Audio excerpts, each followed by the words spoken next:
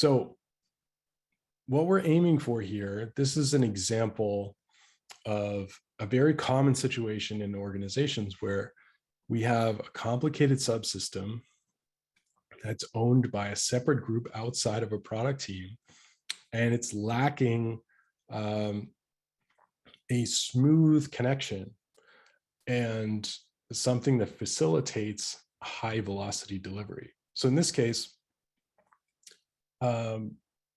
we're supporting the evolution of this current layout, the current topology, with an enabling team that's going to help bridge the gap between Ludo's team and my product team and address the delays, the handoffs, the issues with how complex and complicated the infrastructure work is, and get us towards a situation where Ludo owns a platform team that allows my team to serve itself and spin up its own infrastructure, manage our own environments without bothering Ludo's team or even waiting for them to do anything.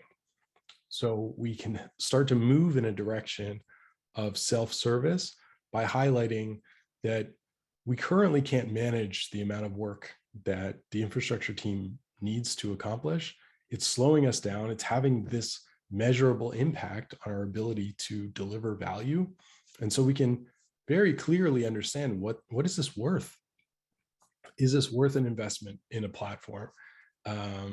What does the platform need to deliver in terms of capabilities, right? We have all that clarity now that we've mapped, and we can point to those visual assets to help anybody understand, whether they're writing the checks or giving us permission to do the work or bringing in external consultants that are going to do it for us. We can make the case for any of those options by revealing the process that we took to make the decision, showing that we have data-driven approach to discovering this opportunity, and also providing a visual resource to anybody, whether it's the consultant coming in from outside, the leader who's just heard about this the other day and someone asked them to sign a check. All of these people can be brought in very easily by being given a visual, clear understanding of the problem and what we want to do to solve it. So how do we actually make any of this progress, right? We want to look at what is the infrastructure currently doing? What is the infrastructure team currently doing? Maybe there's low-hanging fruit that we can get rid of or simplify or automate. We can look at what kind of requests are being made of the infrastructure team and maybe group them, understand whether there's things that the teams could be doing themselves. Often what I find with teams is that you could just create a frequently asked questions document or a playbook and have teams help themselves with really simple information where people don't realize that they ask the same question over and over again, because it's hard to realize that all of this stuff is happening many times across many different teams, right? If I'm asking a question of the infrastructure team, I don't necessarily know that every team has asked them the same question and the information's available on some page somewhere and it just hasn't been brought to my attention. So we can do some of these simple approaches to remove the friction, remove the impact on the infrastructure team, and allow everybody to move faster. So we can measure what it takes to deliver any specific outcome, whether it's standing up infrastructure for another team or across all the product teams. We can start to measure the impact of all those things. We can find those easy things to tackle. We can understand more about what specific capabilities the infrastructure team is delivering that we might be able to deliver inside of each product team.